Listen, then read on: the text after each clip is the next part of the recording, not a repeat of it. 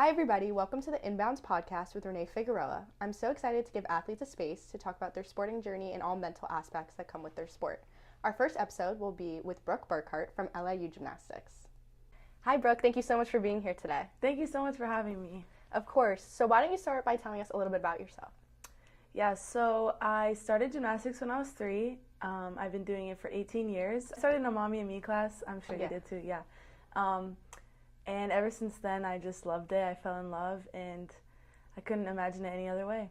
Yeah, I definitely feel like starting in Mommy and Me classes, you really get a close bond with your mom from gymnastics classes. Yeah. Do you feel like the same way you bonded closely with your mom? Yeah, for sure. We have something that no one else in my family have. That's my rock, so I'm so grateful for it. Yeah, definitely. And would you say that, your dad's an athlete, my dad's an athlete as well, so kind of how did his athletic journey kind of tie into yours? Yeah, so actually both my parents were athletes. My mom was a cheerleader in college, and my dad was a professional baseball player, so I'm sure you know, having them as my parents growing up, making me a leader, making me determined, hungry for more, confident, and all that stuff. So just growing up in a household with athletes and former athletes, it was just awesome because I always had role models to look up to. So yeah, I definitely feel like having my dad as an athlete to look up to, it kind of, for us, since we don't have an MLB or a professional league, to us college gymnastics is that professional league, so it kind of drove me, and I'm sure you, to keep going because you want to live up to the same expectations that they kind of set. Yep. So why don't you tell us a little bit about your gymnastics journey and how it led you here to LIU? Yeah, so I was a senior in high school, and I got in contact with the head coach of Southern Connecticut State. It's a D2 up in Connecticut, and he made my dreams come true of being a gymnast in college, so I'm grateful for that. But I was one of 23 freshmen, so as many people know, that's a lot of freshmen. Yeah. We made NCAA history, which is just crazy, but it was a lot. Girls, they have their drama, and it is what it is, but it was an experience, and I wouldn't have it any other way. So I'm grateful for that. But I then felt like I needed more. I just wanted to be pushed more. I felt like I had a different mindset than some of my fellow teammates, and so I entered the transfer portal.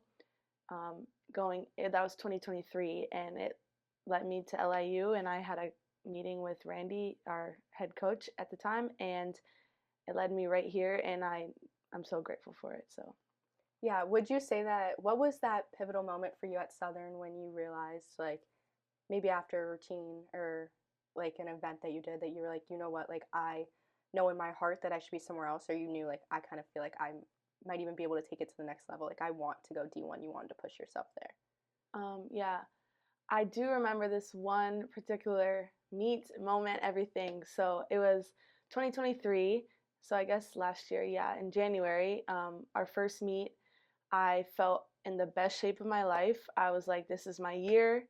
I'm gonna kill it this year. I'm a sophomore. I'm gonna kill it. And so I was on vault. It was our first event, and I went and I messed up whatever, and I high ankle sprain, and doctor said I was out for 3 months, which is basically our entire season. So we all know that feeling. But I will never forget. I was like, no, I cannot be done. So I talked to my coach. He was like, if you can be back and it's okay for you to be back with the doctors and the athletic trainers, then I'm all for it. I'll bring you to our nationals meet, and if you're ready for vault, I'll put you in. And that was my goal, and I strived for it, and my parents were on board, my coaches were on board, my teammates, I think they were on board, my trainers were on board. So I showed up during practice, I did what I needed to do, and he flew me out to Texas, and we competed at Texas Women's. And I remember standing at the end of the vault table, and my coach was like, you're in. And it was like, wow, it's just me in the vault, just me and you, and we're going to do it. And I knew physically I was ready, but I just had to make sure that mental aspect was there, visualizing going over and over that routine, picturing me landing it, saluting, all of that, all the emotions, everything, and just had to feel that I was there. And I'm at the end of that vault runway and the judges' arms go up, I raised my arms and then it was just like dead silent. And I went and I vaulted and I stuck it and it was just like such a great moment. Mhm. But at the same time, it was such a like moment. Like I felt like, oh my gosh, like I feel like I'm not where I'm supposed to be. Um, I felt like I needed to be somewhere else. And yeah, that led me to the transfer portal after a lot of conversations. And I obviously am so grateful for that experience. But it was really like my turning point. And so yeah, that brought me to LIU. Yeah, I went through the same type of experience. I went through two recruiting processes as Yeah. well. I came from a freshman class of 9, which 9 is big for Yeah. regular Yeah. size freshman classes. So at my old school, I just knew, like, in my heart, like you said, like, I had a little bit different. Like, I knew my teammates always had my back. It was Yeah. more if those coaches were on board. Right. And so when talking to who our head coach was at the time here, knowing that everyone was like a family, which that was so important to me coming from Yeah. such a close team there, coming to a team like this, and knowing that those coaches really wanted to push you, and especially like our new set of head coaches, Taylor's been absolutely amazing, and we Yes. Oh both my feel the gosh. same way. Yeah. She really puts in that you're a person, then a student, and then an athlete, which Yeah. I think is amazing. And I'm sure you agree that that's something we really need to implement Hmm. more. So, why don't you take us kind of like through your mindset and kind of how you break down that person, like you're able to be in bounds as a person and then as a student, and then how you focus on yourself as an athlete? Yeah. So first, as a person, I always just remember how grateful I am to be here and just like not even as an athlete, just in general, be able to go 5 hours away from my family. And yeah, that takes a lot on a mental, not having your family close, your support system. So I've definitely built a new support system around me, and that has helped a lot with everything that's going on. But I also, as a student, school gets a lot, builds up. I'm in my last like 2 semesters of college, so like that business degree, it's It's coming. it's coming, yeah, and it's a full force. But um, yeah, keeping my circle like close and tight, that has just been the best. And then for athlete um, aspect, my those coaches that the new coaches we got have been awesome, and just obviously my teammates, and just again remembering how grateful I am. Like not many people are able to even do the sport, let alone make it to college for the sport. And just always remembering like after my 4 years at this school at in this sport, I need to be my own person. I have an identity outside of gymnastics, so I've definitely tried to do that just to like not let this sport consume me. And like on a bad day I have in the gym, I don't go home and it's just tearing me apart. I'm like, you know what, I'll wake up the next day, the sun will still shine, the world will still turn, I'll still have my teammates. So that is something that I definitely keep in my mind, and it's helped me through the last 3 years, ups and downs that I've had. So Yeah, yeah. I definitely think here we do a really good job as a team too, that when we're out of the gym, we don't talk about gymnastics. Yeah, We really make sure like we're teammates in that gym, but we're friends first, for which I think sure. really helps us all, especially like even when we do get in that gym, maybe if one teammate's making lineups and the other one isn't, it's never a like, yeah, Competition, yeah. it's always going to be we like over me, and that's something that's Hmm. been very big that we've all been working on a lot. Um so I definitely say like as a person, like when you break those things down, like you said, gratitude, like how do you go about making sure you implement that gratitude into your life every day? Yeah, so something I started like 2 years ago, I would say, is every morning I wake up, I write down 5 things I'm grateful for. I recommend. It's like the Yeah. best thing. It's totally like changed my entire outlook on life. So this morning I was my family, my mom especially, being healthy, gymnastics, and LIU. I just like those are just 5 things that I'm grateful for off the top of my head. And um, yeah, just going through that and having it replay in my mind, just the 5 things. It's just like honestly what keeps me going. And like I'm just yeah, just keeps me humbled, keeps me grateful, keeps me just happy throughout the day. Yeah, I kind of have a little bit of the same type of like ritual. I Hmm. think I wake up in the morning and I'll write down like I guess you could say like affirmations, or Yeah. I'll write down just like some notes to remind myself like when I come home at the end of the day, like I had these things done, like or maybe like a little quote. Like right now, working through how we both had to transition to a new school, I'm working on writing down like I'm rewriting instead of rewinding, like Yeah. Oh, not that's allowing so good. myself to take myself back, but instead we get a chance and we both got that second chance to rewrite how Yeah. we wanted our college career to go. Yeah. So I think that's amazing for both of us and like a great reminder to everybody. Like focus on your gratitude not only for within your sport, but being able to be whole as a person first really helps Yes. you athletically. So could you talk a little bit about how in gymnastics it's such a mental aspect, it's such a game. So what do you do when you're in that gym, maybe when you're getting those mental blocks or having those bad days? Like Yeah. bring us like an example of how you could work through them and what type of skills do you feel like are kind of like the trigger for those? Yeah.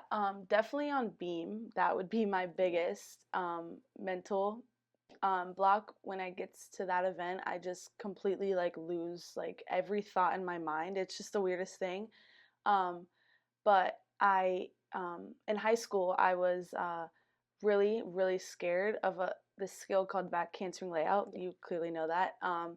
And I used to just split the beam all the Mm. time. I had no idea where my hands and legs and feet were going. Yeah, I mean, I think it's crazy when I try to think about it. I'm like, how do we flip backwards on a Right? 4-inch beam and my hands are supposed to land Land on, every yeah, single time? Like, that right? doesn't make any sense. It makes no sense. Yeah. So I just remember always being so scared of that. And something I learned in college, I feel like I just kind of picked up on it. I just learned what like worked best for me was like just getting off the beam, taking a few sips of water, taking a breath, just being like, you know what, I'll try again tomorrow. And then tomorrow, if it doesn't work out, I'm like, all right, like let me just breathe, feel myself like be like in the presence of everything and just feel myself breathe, feel myself like standing on the floor. It's just so weird, but just like kind of grounding myself and like remembering where I am, what I'm doing, like feel every like movement I'm making just Mm-hmm. because like when I'm so caught up, like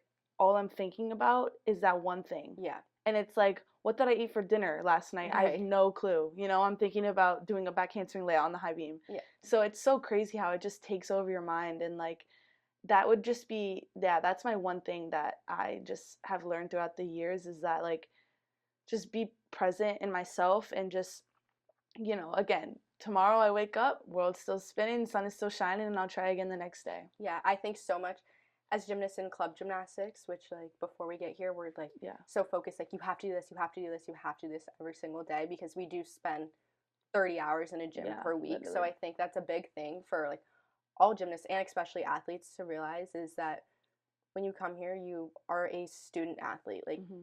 you're gonna have, I like to think of it, you have like, it's like 4 quarters, like a game or anything. Like you can wake up, I can have a great lift, go to class. Maybe I don't do too good on a test. I have a good practice and I come home and maybe I don't get done all my homework, but you know what? Like half my day was good Yeah. and vice versa. If I have a good day in the classroom, I have a good day with my friends and practice wasn't the best, like I still won the game at the end of the day. I was Yeah. able to pull it together. Yeah. So really being able to take yourself out of that gym or like that environment and Hmm. stepping away I think is a great thing. So you really take like your time, like you allow yourself to go through things. So what would be another thing that you use that helps you mentally stay in bounds? Yeah. Well, I was just gonna mention earlier, but I am a big believer in Christ, and something I always think about is like whenever I'm caught up or like so ahead of myself, I like sit down, I sit back, and I'm just like, this is everything I've ever prayed for.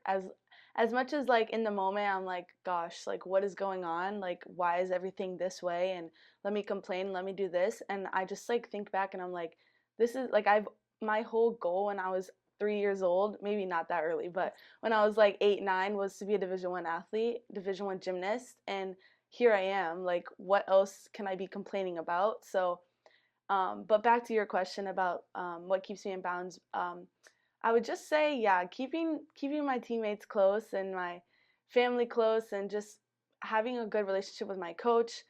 Just knowing when I'm not 100%, everybody else around me giving me that extra percent I need to be 100%, and I've they've like so far everyone's done a great job with that, and vice versa. Like I feel like I could give that back on my good days, so that has kept me. And just at meets, like looking around in the stands, just being like, wow, like mom, I made it, Yeah. like it's just like everybody's here watching us, watching me, like what else could I want? And yeah, it's just amazing. It's just a feeling that like nobody, you can't describe it. So Yeah, and I say for like our last kind of like topic today, I would say, what do we both think would be some great advice to like share with fellow athletes or just anybody in general that might be struggling either with their mental health or their mental aspect side of their sport?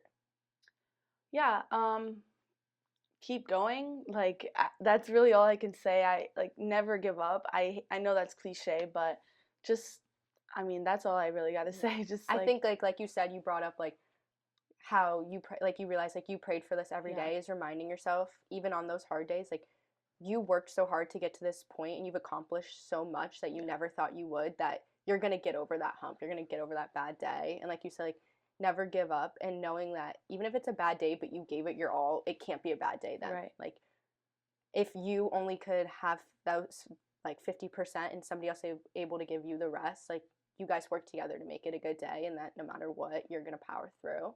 Yeah. So I think And that's really important. yeah, something else is like if I'm falling all over the place on all the events or like I just had a bad attitude or something like cuz that happens sometimes, I'm not going to lie, like it comes out, you can't be perfect, but um I just like think about in 15, 10, 20 years, I'm going to look back and be like that was such a small Right, you're moment. probably not gonna You remember remember that one bad exactly, day. but it's going to create who I am. So it's like Mhm. what you do with how you act and how you react is going to like tumble down and help you in the future. So it'll just shape you who you are. So that's just yeah, I always just think about like 10, 20 years Yeah. down the road what like you're not going to remember it. Yeah. So All right. Well, thank you so much for joining us today. I'm so glad we got to talk about your journey yeah, and you gave some great advice. thank you. Thank you for having me. Of course. All right. So thank you guys for tuning into the first episode of Inbounds. We're so glad you listened and stay tuned.